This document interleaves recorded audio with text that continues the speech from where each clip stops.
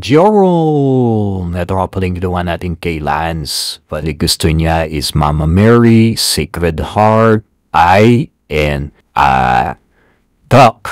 Then meron nga to Carabin. And what the meaning ng to Carabin? For some may meaning yun. Cannot give namin lahat. Ang meaning. Kasi gusto niya meaning po lahat. Siya rin yung tinatao natin sa leg piece. Yung sa hitay nga pala. Yeah. In progress to positive to. So, nakalibya sa Melody BFB page for start to finish. And I'm using a black and gray my own mixing. Kasi nagadandaan ako lalo na sa healing niya. Para may pagka na siya, yung advice, pero black and gray lang siya. Right. So, sa lahat ng gusto mapatato, down to be la free day out in schedule to revise will until I meet your expectations.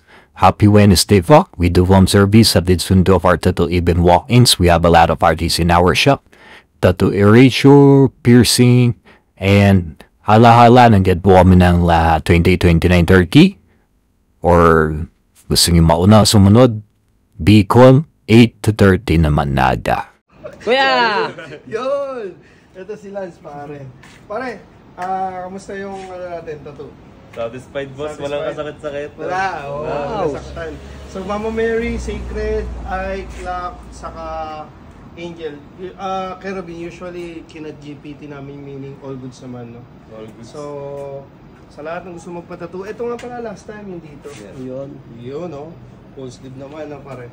Full sleeve.